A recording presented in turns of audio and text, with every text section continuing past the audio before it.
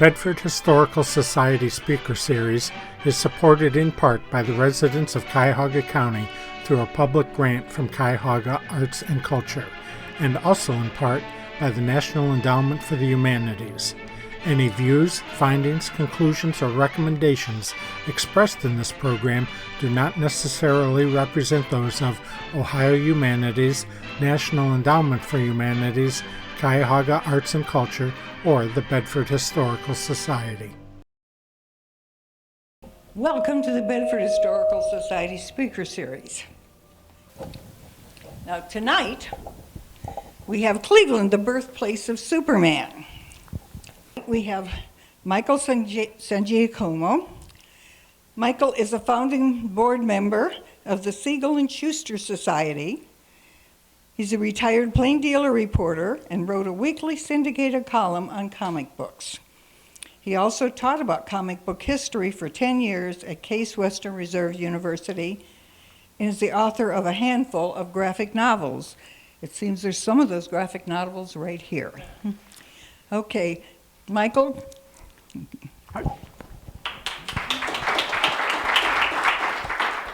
Hello everyone, my name is Mike Sangiacomo, and I was a reporter at the Plain Dealer for 30 years. And when our generation left, the union left, and the Plain Dealer went, no, I hate to say that, but sadly, it's tough times for newspapers. But when I took the job at the Plain Dealer in 1989, I was really excited because I was going to be working in the city where Superman was created. I knew that because I was a comic book nut. I started reading comics when I was, I don't know, 3, 4, something. I can't even remember. I just always read comics. In fact, that's how I learned to read. And I was kind of embarrassed because I didn't go to, back in Philadelphia, we didn't really have pre-kindergarten or kindergarten. We just went right into first grade. And I was reading literally at a high school level by that time. And it was embarrassing when they were doing C. Scott Run or C. Spot Run, and I thought I was doing something wrong. And why are they doing this? Why can't they read?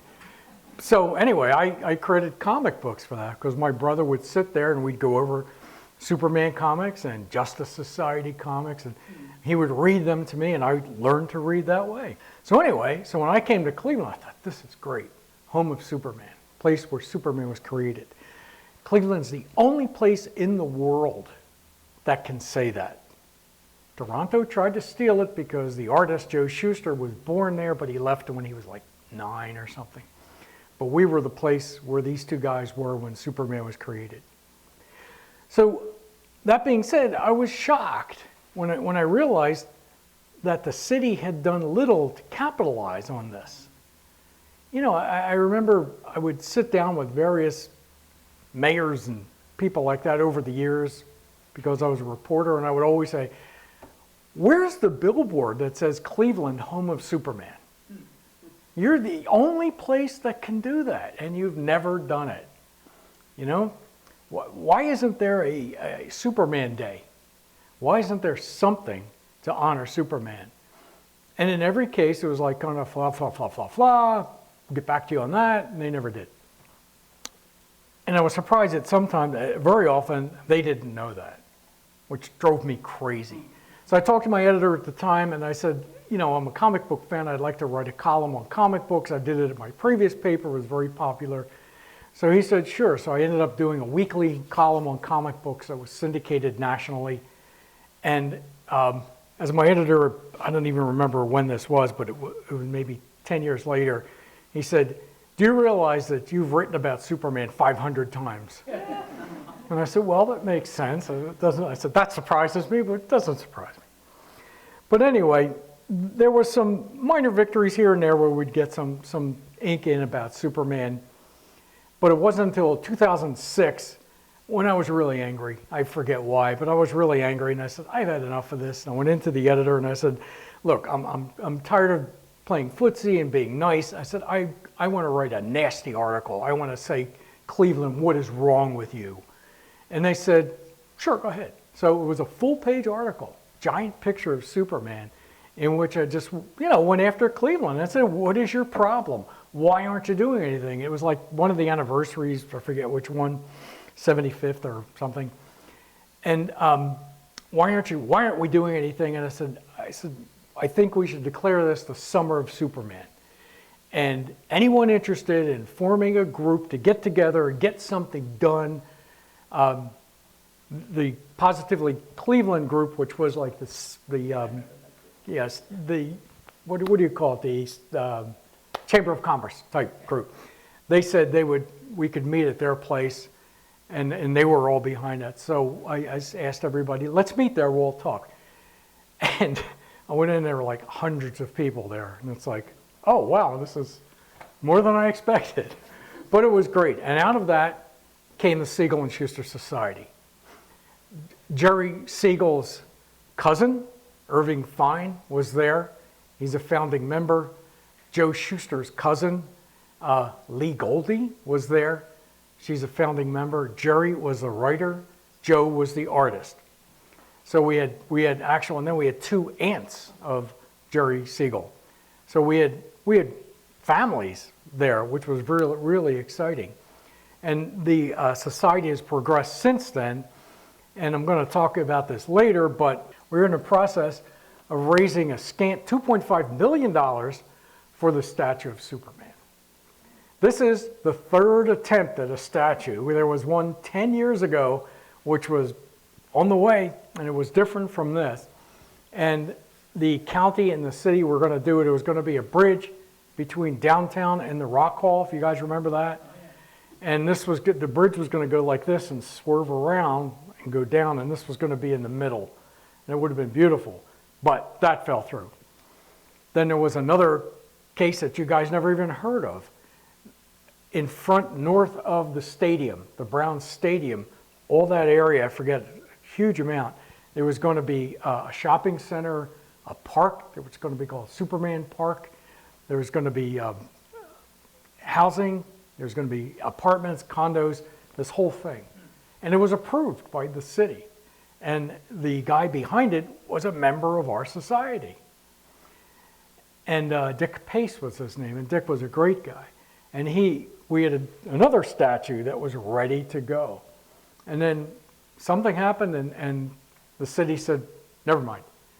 And Dick had already spent $1 million preparing this and buying and doing stuff. And so he sued them, and they sued him, so that died. So we were kind of we were depressed.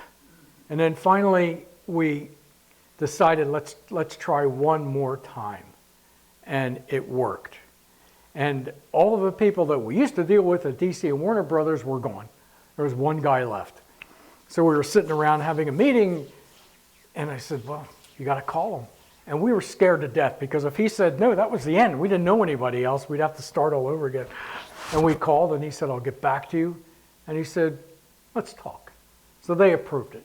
And Warner Brothers approved it, which was amazing in and of itself that they actually went through it, because DC is very protective of their properties. Very protective. If you heard about, there was a little boy in Toronto who died tragically, and they used the Superman symbol on his grave. DC sued him and demand that they remove it. And it was caused such a backlash that DC backed up and said, no, never mind, it's okay. But initially they said, get that off there. So that's how protective they are. So they're happy with it, they're happy with us, and it's coming. All we got to do is raise $2.5 million. But we'll talk about that a little bit later. I'm going to give everybody one of these, and I'm not a very scientific person, but apparently if you shoot your camera at that, you go to a website, and it will tell you where the project stands and explain about the project. But it is going to be, it's already started, it's in a plaza just about the size of this room, maybe a little bigger, across the street from the Justice Center at St. Clair in Ontario, in downtown Cleveland. So it's going to be really cool. And at this point, we're aiming for July of next year when the movie opens. We're going to do it all at once, God willing.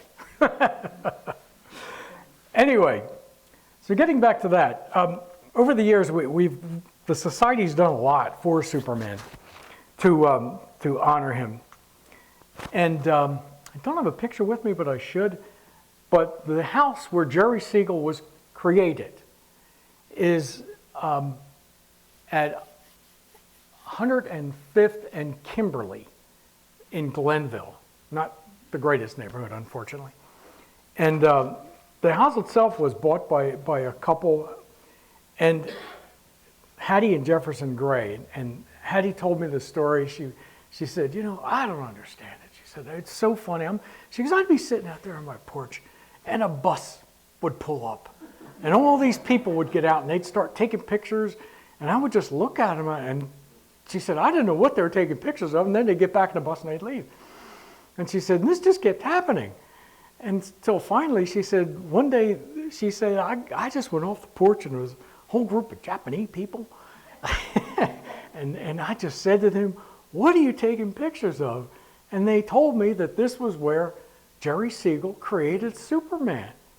And she said, I almost died. I couldn't believe that we lived in the house where Jerry created Superman. And to this day, people will stop at her house constantly. She said, 5, 6 times a week, they'll stop and take pictures of the house. We of the society, the house was kind of in bad shape. And I was with a guy named Brad Meltzer. I don't know if you know him. He's a novelist, TV guy, great guy, good friend. And he came to town and he said, hey, you got to take me to the Siegel house. I said, sure.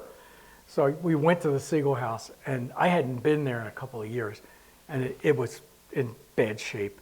The room where Jerry Siegel created Superman up on the 3rd floor, the ceiling was caved in, like it was hanging.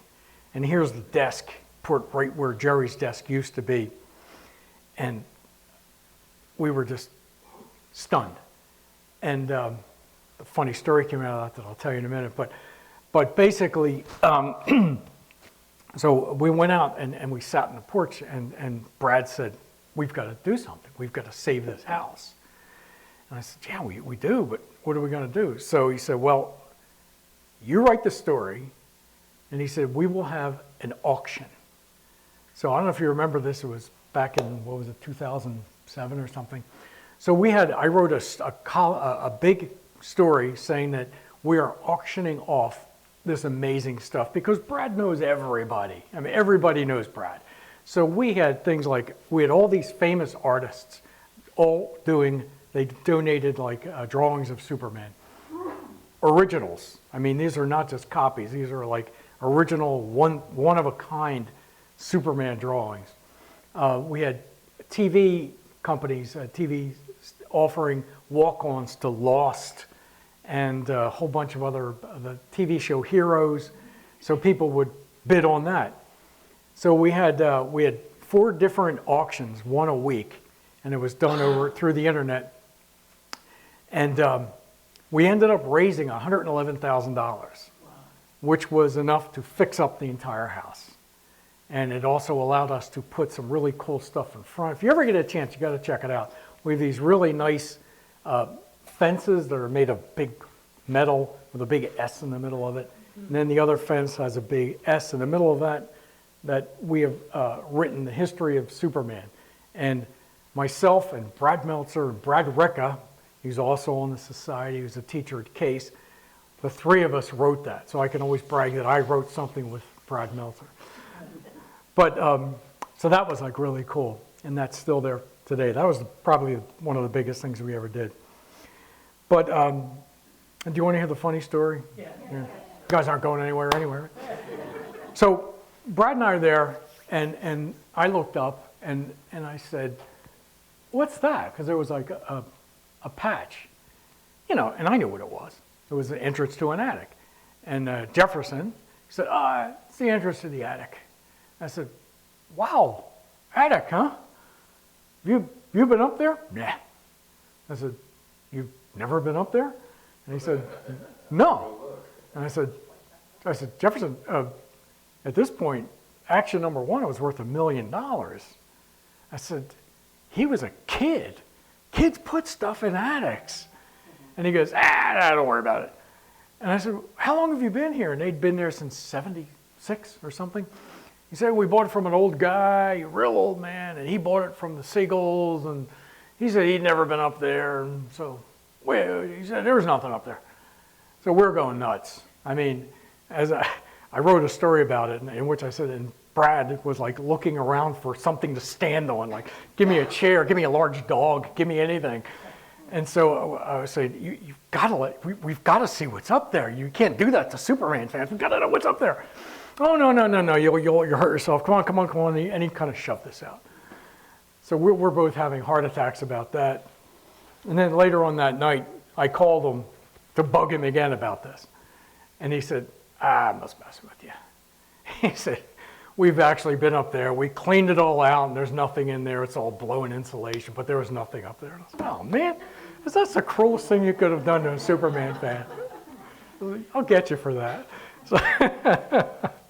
So anyway, going back to the creation of Superman, Jerry Siegel and Joe Shuster, you have two geeks. I mean, they were like me. They loved science fiction. They loved reading stories about these kind of crazy characters. And they desperately wanted to be writers, to be science fiction writers. And Joe desperately wanted to be an artist, and he was a pretty good artist. So one of the other things that was interesting was that Jerry's dad ran a haberdashery, some kind of clothing store in downtown Cleveland, a little secondhand store. And these three guys came in, pulled a gun on him, and robbed him. And he had a heart attack and died. Yeah. So to me, that's murder, frankly. I don't know if they ever caught the guys. But, because, it's second-degree murder, he died in the commission of a crime. I mean, he would not have had that heart attack had he not been scared to death. So it always occurred to me that Jerry had that in his mind. I mean, Jerry was a kid. He was 12 when that happened. So, wouldn't it be great if there was a Superman who could have swooped in and saved him? Could have also gone the Batman route, have a good guy swoop in and go after the killers. But anyway, so that was always in the back of his mind, I think. So Jerry even talked about that many times. So he talked about it, and they came up with this idea for Superman. And it was 1933. And they were still in high school, Glenville High School. And they came up with this idea for a character called Superman. I think they even hyphenated it. But he looked nothing like the Superman you remember. He's bald. He had superpowers, but he was evil. He looked like Lex Luthor. In fact, he was very much like Lex Luthor. So they shopped that around. Nobody was interested. And at the time, what they wanted to do was get into the newspapers. They wanted to be a syndicated columnist. They wanted to have like the newspaper strips, the little Orphan Annie and Nancy. That's what they wanted, because comic books were almost nothing back in those days. Comic books at those days, they were just really collections of newspaper strips. So everybody hated this idea. So then they refined it to Superman. And there were like 2 or 3 iterations of it. And he got more and more looking like the Superman we know all the time. And then finally, he had Superman down. And it was rejected by everybody.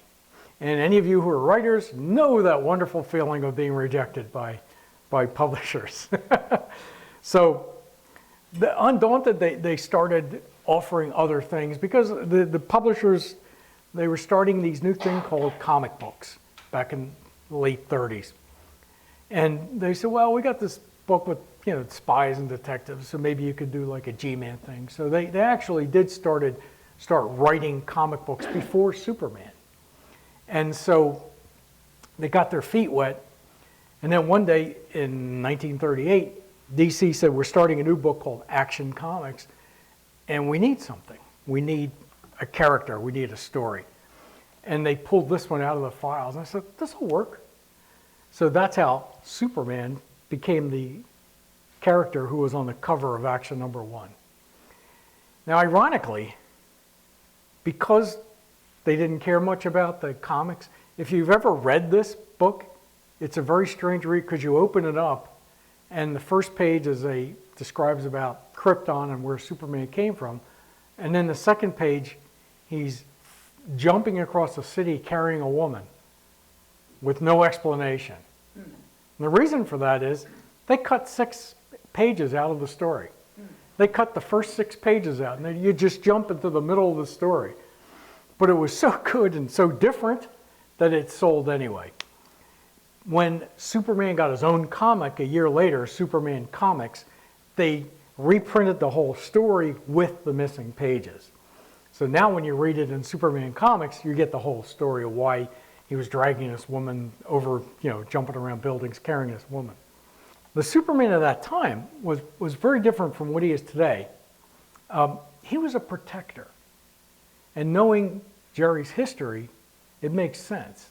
I mean, in action number 1, he goes after a wife beater, beats him up. He goes after a corrupt politician. He goes after a corrupt businessman. I mean, and you could see the leanings of the Siegels that time. I mean, they were saying that this is the stuff that we need to worry about, We need to worry about these people who are corrupting our government, who are abusing women. So he was so far ahead of his time, it was amazing. His artist, Joe Shuster, lived just about 5 blocks away. And unfortunately, the house where he lived is gone. But we did, and we put up a fence around the house, and we reprinted the first 13 pages of action number 1. Wow. So that's still there. It's been hit by drunks 3 times. No, 2 times. That poor fence has been hit so many times. And the people who live there, they build a new house, and they're very nice. I mean, I can imagine somebody coming and saying, "Do you mind if we put a fence around your property, put comic books on it?" And they just been really sweet. And it's, "Yeah, anytime, good, that's great, we love it." So we have had to replace this at least 2 times, perhaps 3 times, because these things get old and worn up. But it's very cool, and it's become a tourist spot. We also managed to convince the city to rename the streets there Lois Lane, Jerry Siegel Way, and Joe Shuster Way. So the street is now, it's Amour Avenue, and it's also called Joe Shuster Lane. And Lois Lane is my favorite because it's so perfect. And then Jerry Siegel Lane. So we did get that done on our own.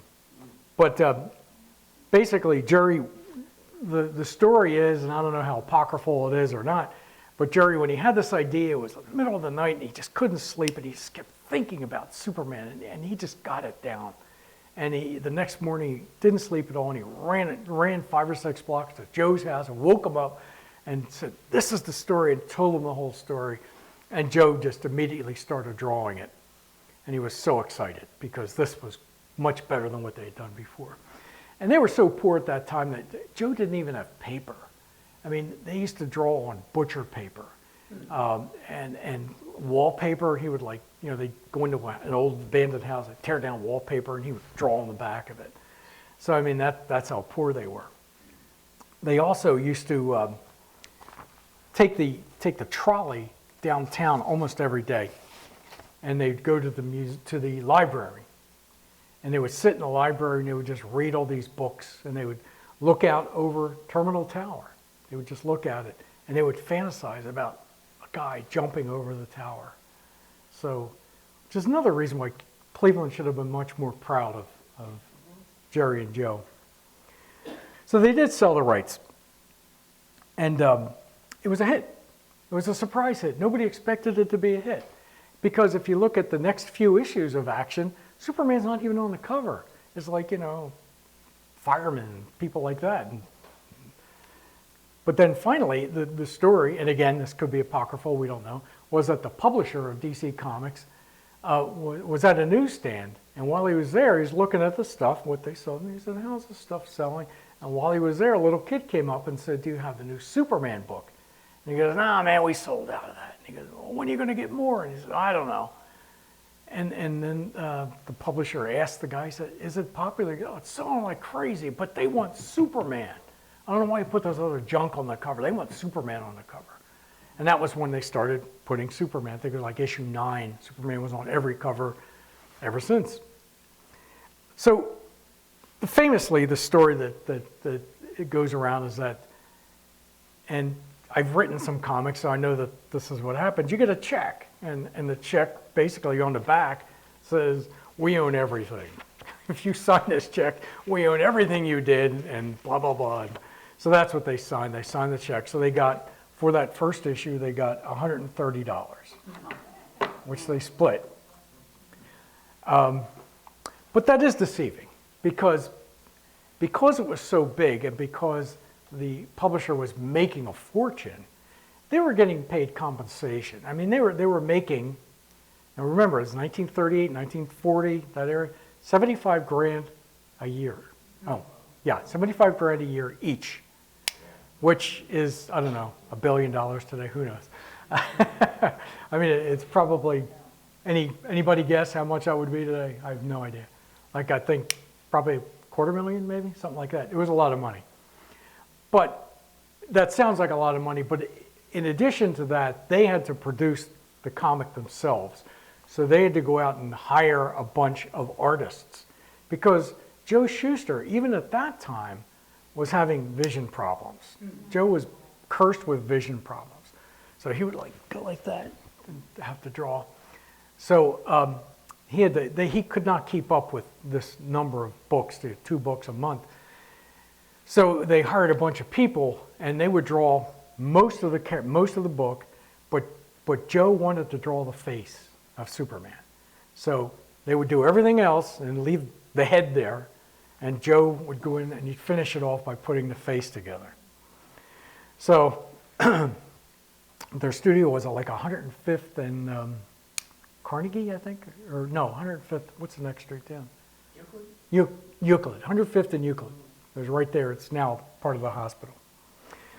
So anyway, Joe took care of things after Jerry got drafted in '43, and while he was wherever he was, wasn't overseas. But while Jerry was away and not doing the book anymore, they had other people fill in. Jerry had pitched Superboy, The Adventures of Superman, when he was a boy, and DC said, "It's a stupid idea. We don't want it." But then when Jerry was out of the picture, they said, "Hey, Fred, why don't you write a bunch of stories about Superman as a Superboy?"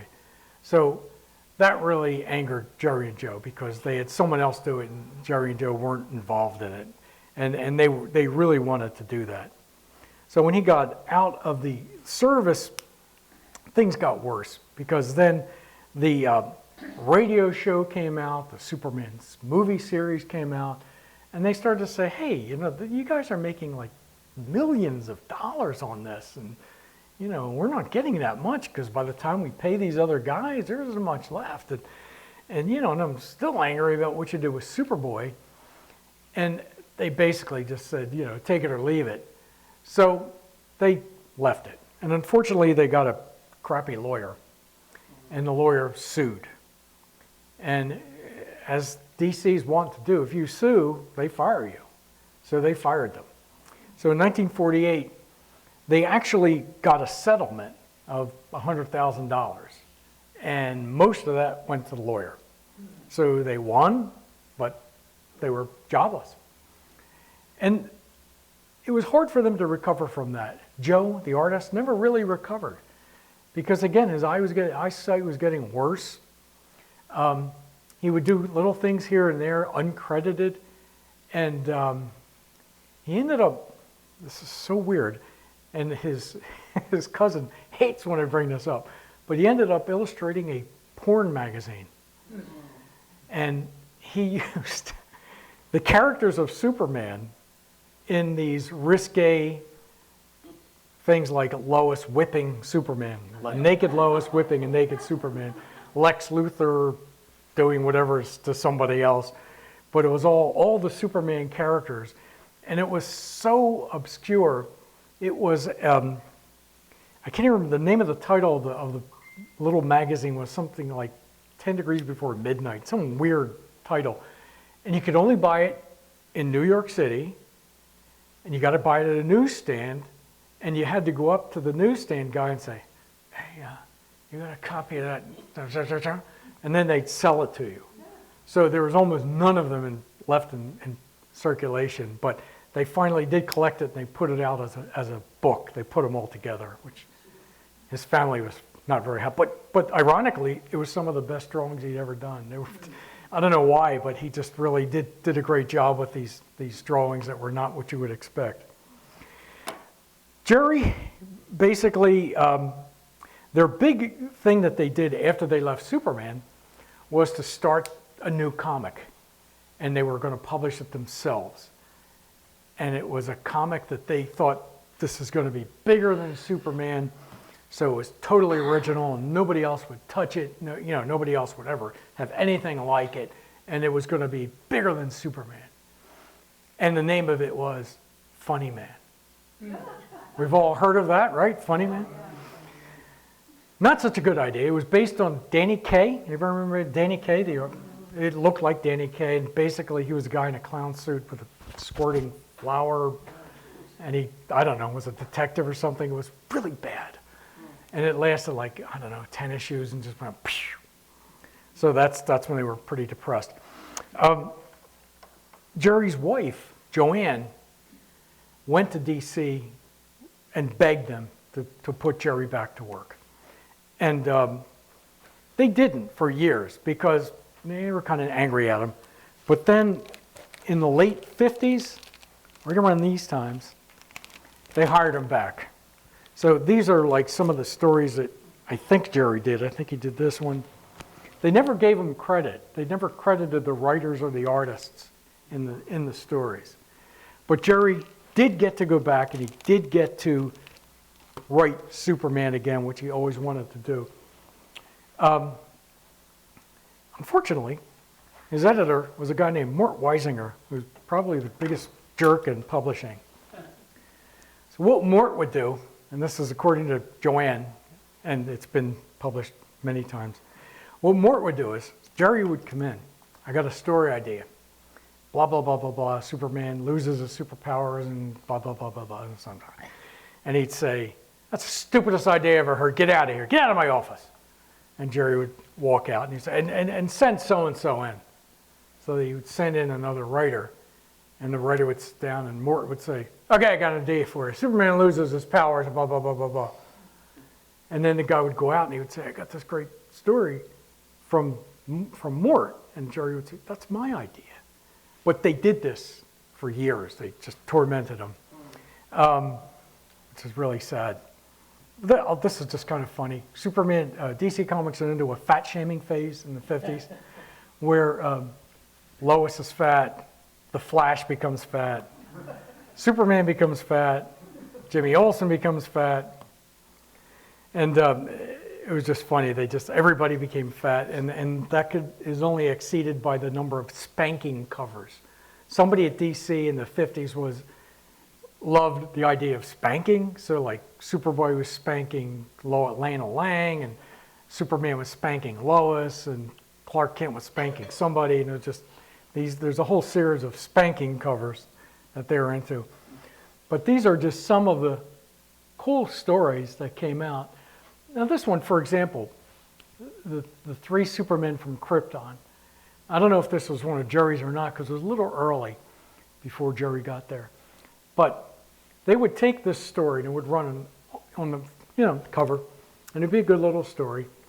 And they had the belief that comic books are being read by children between the ages of 6 and 9. And once they turned 10, they stopped reading comics, and then there was a new group of 6-year-olds.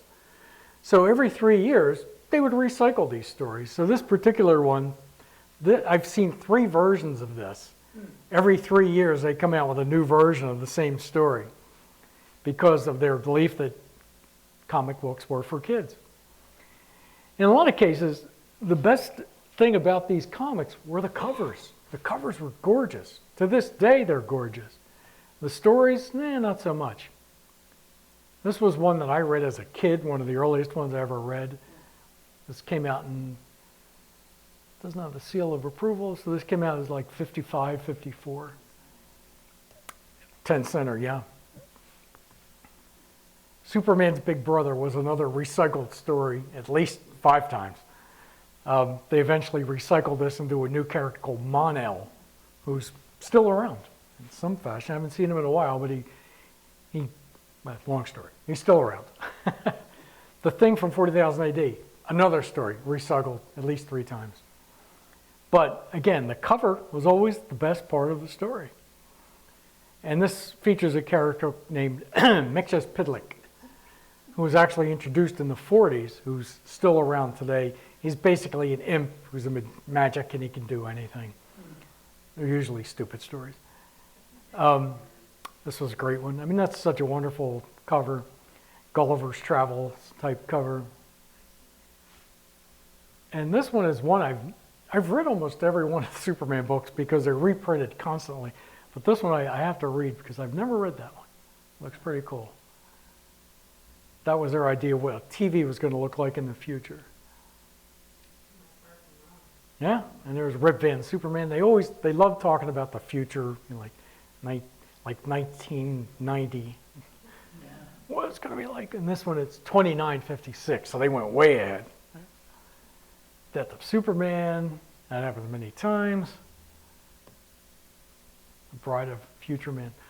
Lois was a bit of I don't know what you'd call her, but she kind of like fooled around a lot with a lot of different characters. Future Man married her, but then he died. And it seems like everybody she married or was going to marry died before they actually got married. But she seemed to be willing to leave Superman at the drop of a hat. This, I just sold this book. I sell books at a comic show. This was the precursor of Supergirl. What they would do, they would say, well, do you think we should make a girl character? I don't know if anybody would like it. Well, let's try it. So they would do a tryout, Supergirl tryout. And everybody liked it. So, a year later, they brought out Supergirl. So it's a pretty cool cover. Again, really nice covers. Superman's new power. I love this as a kid. Anybody want to guess what his new power is? He's shooting these rays out of his fingers. Give me a guess. What do you think? Rainbow Man, no? Lasers? No? You would think because of that. No, could be. Yeah. That's pink kryptonite turned you gay. Seriously. It created a miniature Superman.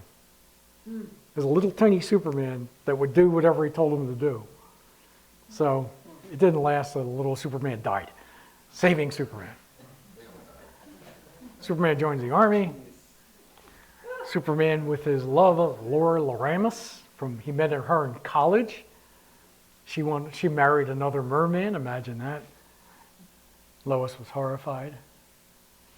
Superman's Return to Krypton. This was a Jerry Siegel story. This is one of the best Superman stories of the time. It's hard. I mean, as a kid, it broke my heart because he accidentally gets sent back to Krypton before it explodes, and he's trying to convince his parents. He told them he was a movie actor. That's why he was dressed that way.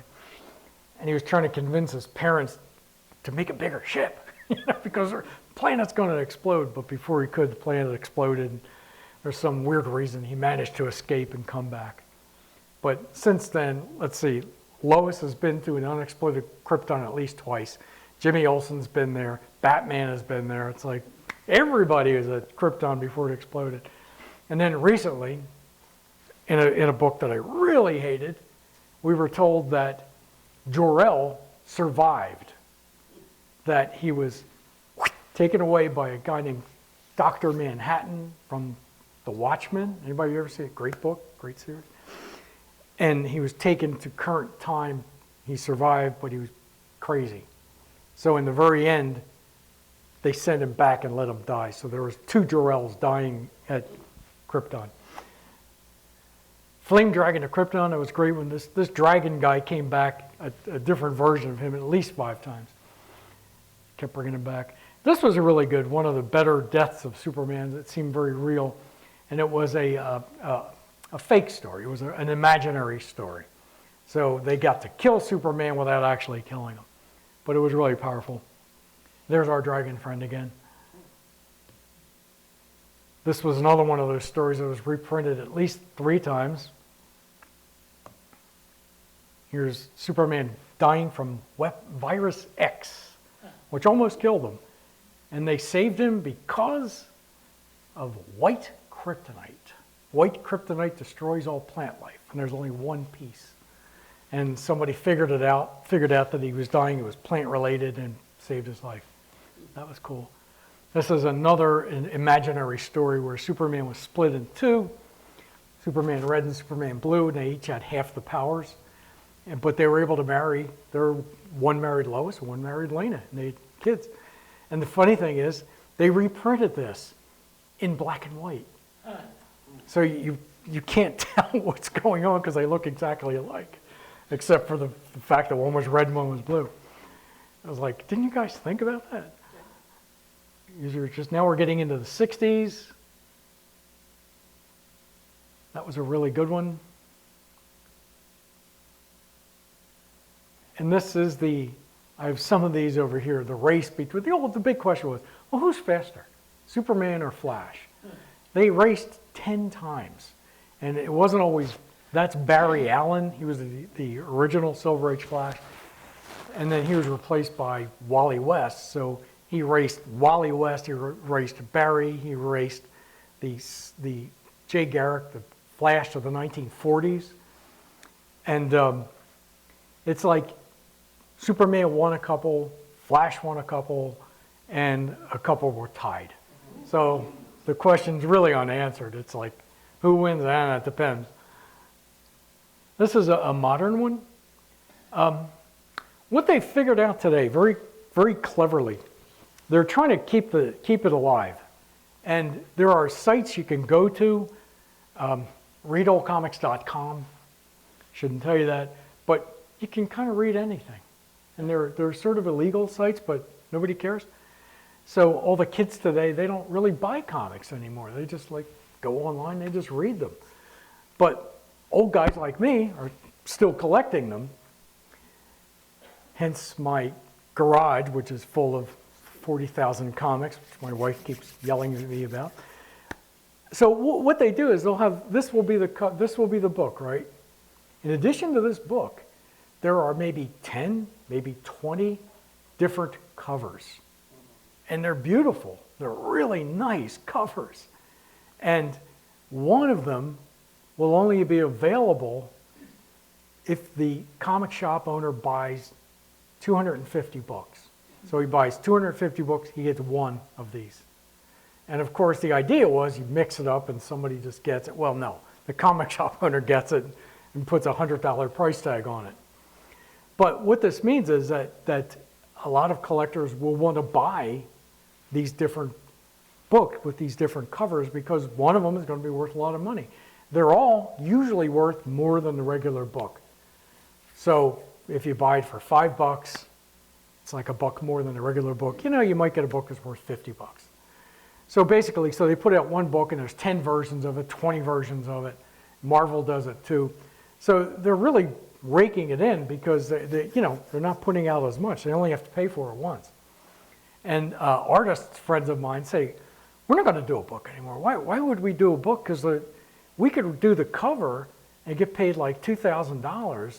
And if we do a book, we get paid $3,000, but you got to draw 20 pages. So we'll just draw one page. So artists are thrilled about this. They're lining up to do these. That's another old one where at one point they said this guy destroyed Krypton. They've since backed off on that. This is our Siegel and Shuster thing, Siegel and Shuster card. So we're into the 60s, and Jerry's not making much money. And Jerry would go in at his wife's urging and ask for raises. And they would basically be abused. He would just be abused. So he was very depressed until finally they fired him again because he filed suit because he felt like, hey, come on.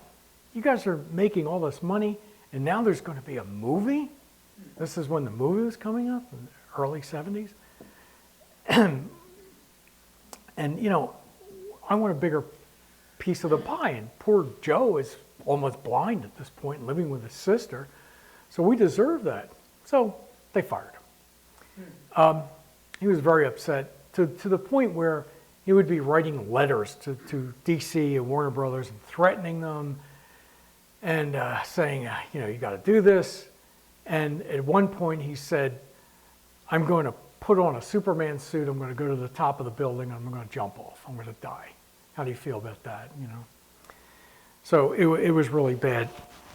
He in the 60s, late 60s, he started writing for other comic companies, but he never used his name. He wrote for Archie Comics under the name of Jerry S., E-S-S. And they were terrible. I mean, they were superhero books, but they were just trying to imitate Marvel books, who were very popular. And Jerry just didn't have a clue, and they were pretty bad. So Jerry was in bad shape, Joe was in bad shape, and it looked like the bad guys were going to win because they just weren't budging until a guy by the name of Neil Adams, who was an artist. He's an amazing artist.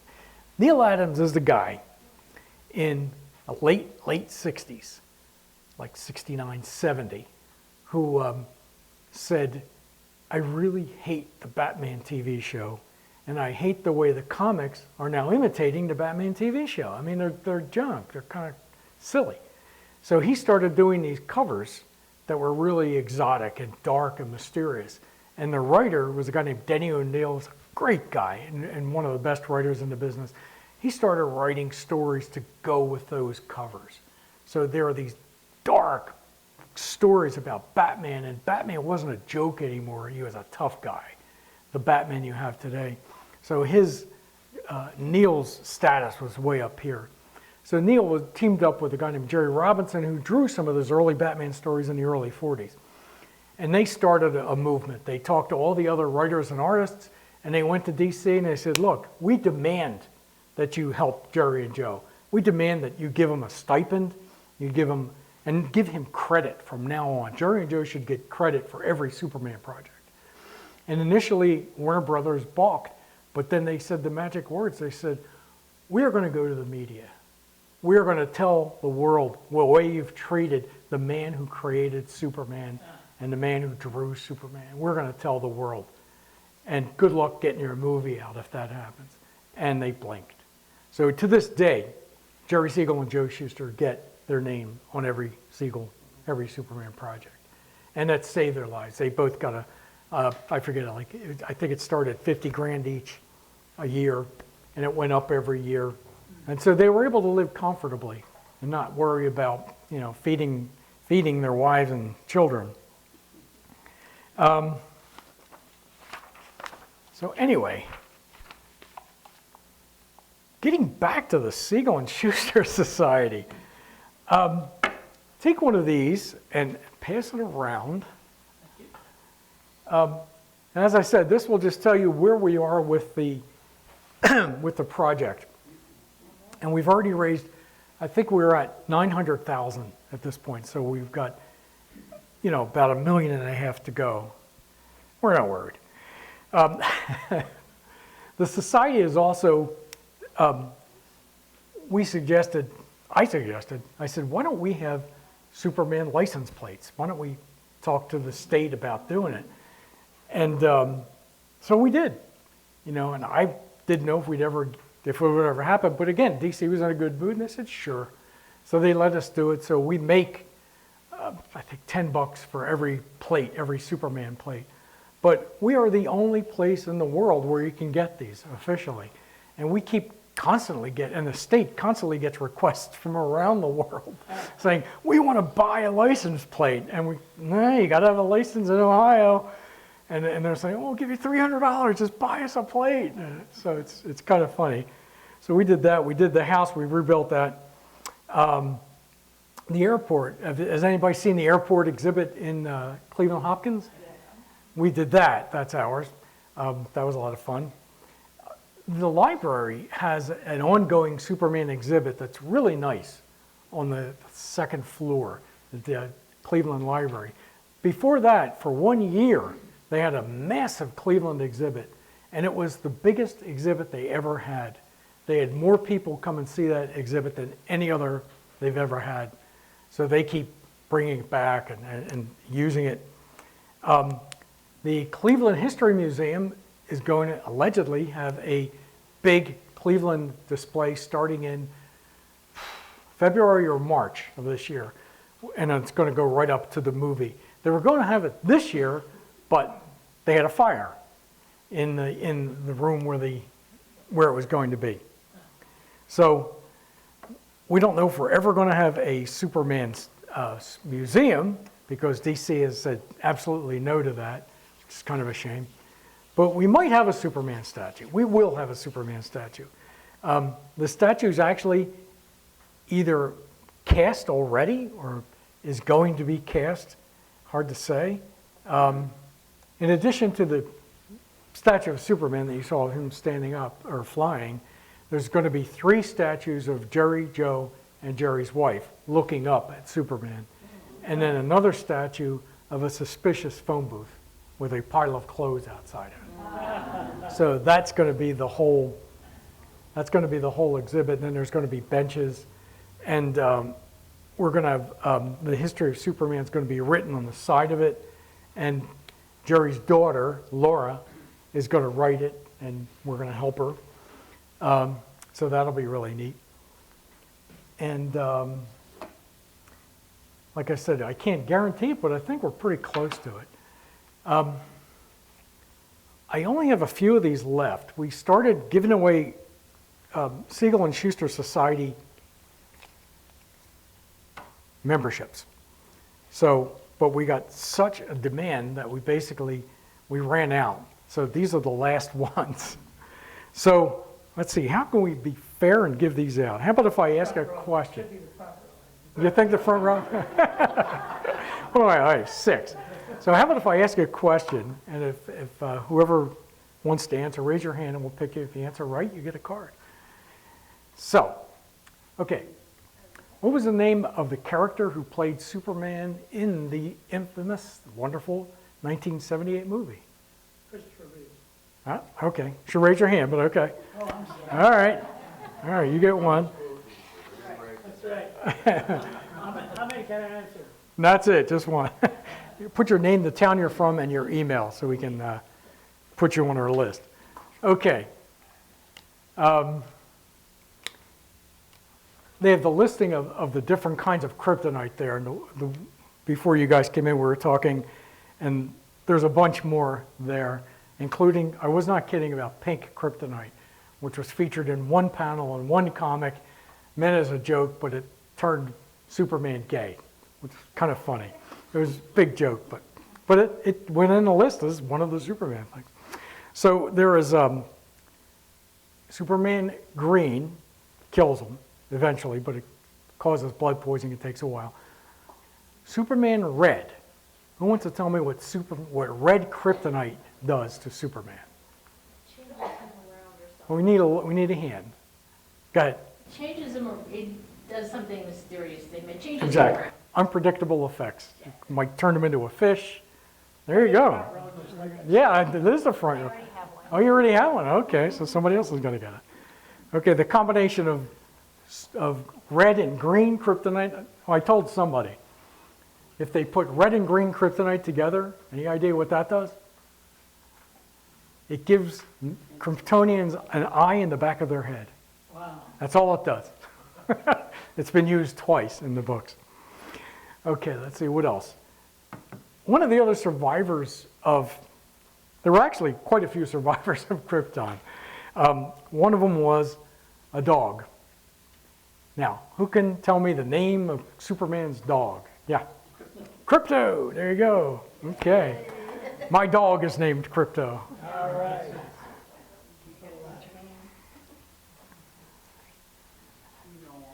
Crypto is one of my favorite characters, and I'll buy anything with Crypto on it. Such a great character. Okay, let's see, what else? Who could tell me the name of Superman's mom? Earth mom or His Krypton mom, his Earth mom. Or you're not going to, yeah, somebody else. Begins with an L, like many things do in Superman's world. Okay, Lara, L-A-R-A.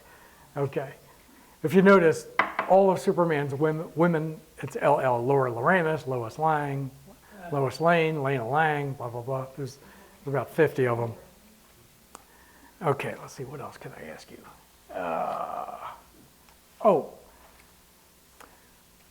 This is kind of interesting. What do you think the current price is, or the most recent sale price is, for a really nice copy of Action Comics #1, first appearance of Superman? Yeah. 1.5 million. 1.5? Who else? Anybody else? No. Current price, the last price that, so I talked about that when I was here. And actually, the last time I was here in 2021, it was 1.5 that it just sold. So what do you think? Anybody else? Hands up, take a guess. 2.7. Well, raise your hand. 2.7. No. Anybody else? I'll give you a hint. Keep going up and you'll reach it eventually. Go ahead. 3 million. 3 million. 5 million. Whoa, getting there, getting there. Okay. Go ahead. How much? Too much. One more. There you go. 6.5 million. Close? I'll give it to you. $6 million.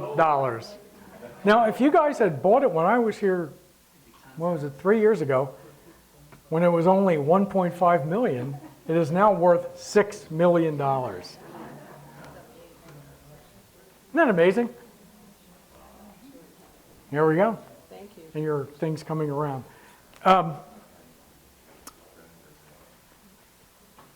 Okay. Superman often has a lot of help from fellow superheroes, and they came together and they became a group. So what is the name of the group that Superman is a member of?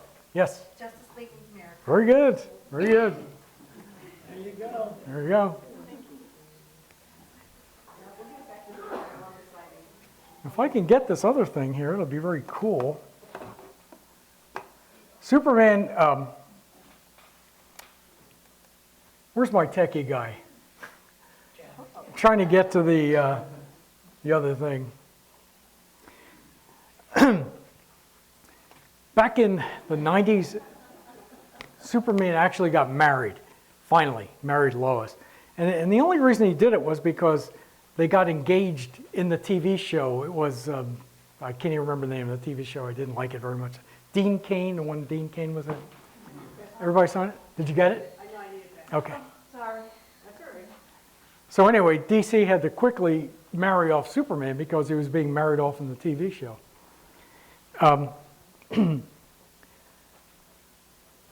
So he recently had a son. And it was really interesting. The son was like, we didn't really see him until he's like 11. Basically, he just kind of, oh, he's always had a son. Oh, and there we go. That's it. In a really act of stupidity. So the kid was 11. And he used to hang out with Batman's son, Damian. Damian's kind of crazy because Batman is his dad, but his mother is Talia al Ghul, whose father is the head of an international crime cartel that wants to save the world by killing half the world.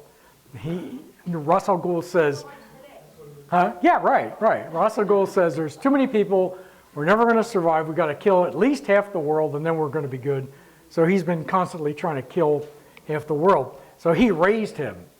So Damian is kind of crazy, but Batman took him under his Batwing and is raising him to be the new Robin, and he's now the new Robin. And he's almost as popular as Batman himself because he's really crazy. But for a wonderful period of time, he was teaming up with young Superboy, Superman's son. And it was really cool because they would do stupid stuff because they were kids, basically. They would get into these dumb things. And then in their wisdom, DC said, hey, I got an idea. Let's send him into space with crazy Jor-El, who just recently came back, you know. We'll send him into space with Jor-El. What could go wrong? Well, you know, of course, he got captured, blah, blah, blah. And he was a prisoner for, let me do the math, 11 to 18. He was a prisoner for 7 years until he was rescued. But during Earth, only like 1 year passed on Earth time while he was a prisoner for 7 years. So anyway, this really good character that was a really popular book comes back to Earth, and now he's 18. It's like, oh, so he's just another Superman. But he's actually, despite that, he's very, very popular. And he's gay, which is crazy because it's like, wow, that's okay. But they've made it kind of a, I think that probably was their plan all along, to bring him back to have, you know, a super gay character, just to kind of to stretch the boundaries. So he was one of the first, and now it's pretty common to have like gay and bi characters. But he has his own book, and it's brilliant. They have nothing but really good writers on it, and it's really well done. And it was kind of a surprise to everybody how good it turned out. It was like, wow, this is really good. So we still have 2 of these to give away. Let's see. How about this? Who would like, I need 2 people who would like one of these who don't have one already. Raise your hands. This is really easy. All you got to do is raise your hand. The last 2. There's 1. Okay, who else? Could probably sell these on eBay, so. 1 left. Okay, didn't you get one? No? All right, well, you got one now. There you go. There it was, no front row. Well, yeah, I'll tell you. So we were talking about, almost done. We're talking about comic books, and these are some recent ones here. Here's Super Son. That's his 18-year-old son. And Superman comics are actually the best they've been in maybe a decade. They're so good these days. I can't wait to read them. They're really well done. The characters are well defined. Superman is a really strong character, and he hadn't been for a while. Which one is worth $6 million? Yeah, right. Yeah, I wish I had that one. I do find that a lot of the comics are they're getting kind of expensive, like, you know, $5, $6 each, and sometimes 10 if they're bigger versions. I often now just wait till they come out in a trade paperback, because what they will do is they'll collect 10 issues, and they'll put it out in a trade, and the trade is like $20. So it's like cheaper. And then if you wait another year or 2 and go to Ollie's, you have stores, Ollie's around here? Ollie's sells these things for like $3. So it's crazy, but go to Ollie's, buy all these things, you'll love them. Because each one that you get is a complete story. I mean, it's, you know, 6 issues of a story, and it's all in one place. These things are also a bargain, and you can get these at any used bookstore, and even new bookstores, they all carry them. This would be like 25 issues of a comic in black and white. So, but if you just want to read the story, it's great. Because, you know, I don't want to go through my 40,000 comics that aren't they're not all sorted, so I can't find anything. But if I just want to read a story, you can just go here. And these things are dirt cheap. These are like $12. And it will include like 25 issues of a story. And most of them, like these are all from the 50s and 60s. So if you went to buy these, they'd cost you, you know, hundreds and hundreds of dollars. But you could just pick them up that way. If you want the more expensive ones, the archive editions, these are beautifully recreated in color, but these are like $50. But if you can get them new, usually they're like, $50 new. But you might be able to see them in used bookstores all the time for like 25 or $40.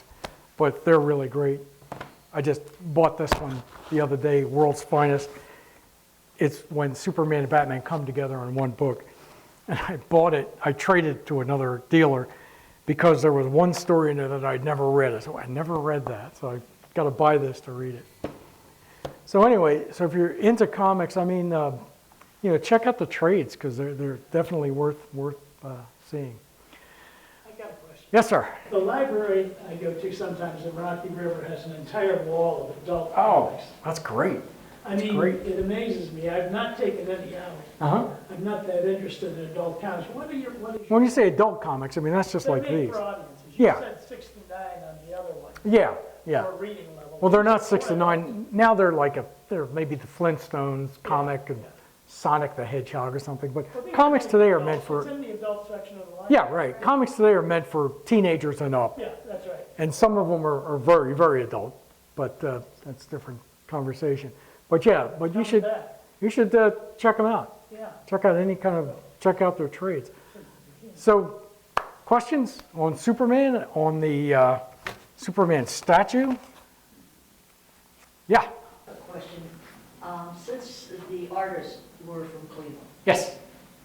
and is any of the backgrounds on any of the artwork? Oh, yeah. Artists, Cleveland buildings and things? Terminal Tower is in every issue. Besides Cleveland, okay. Yeah, that's the biggie.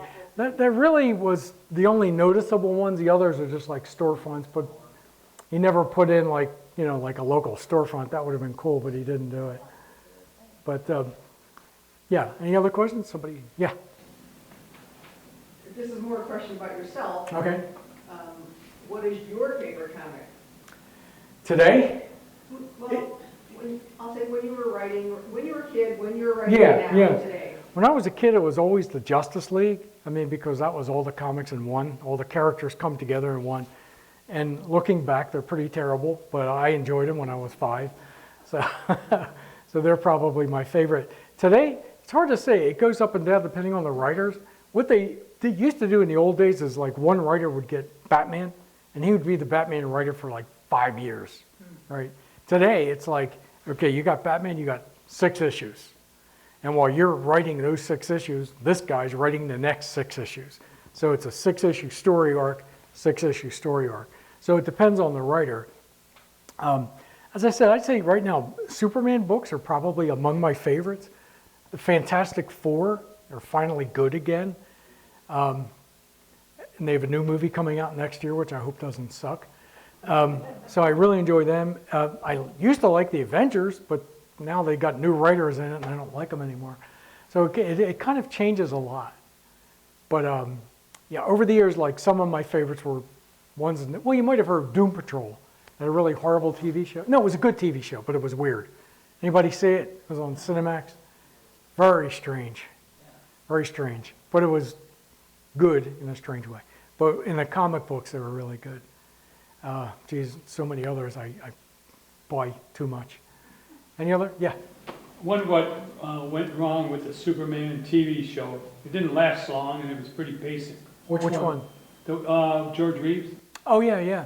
Well, it actually lasted 4 years, like anything else. Yeah. Like anything else, it just Never kind of... showed any of the oddball characters on it. It was always humans. Right? Yeah. Pretty much. They didn't have any money. Yeah. I mean, yeah, it was kind of like Crook of the Week. Yeah, the writing wasn't very good, to be honest. But, yeah, no CGI in those days. But there were some good shows in there. But yeah, it just didn't make it. Couldn't get a sponsor. Yeah. The Siegel house. Yes. There was a disconnect between that lady who owned it. Yes. And then who owned it. She still owns it. Oh, she still owns it. Same. Hattie Jefferson Gray. I was wondering if the Siegel and Shuster Society would own it. We tried to buy it. She doesn't want to sell. But we were hoping that if she ever decides to sell, that she would sell it to us before anybody else. So we'll see. Thank you, everybody. Thank you, Michael. Okay, you're welcome. There's cookies and coffee, water.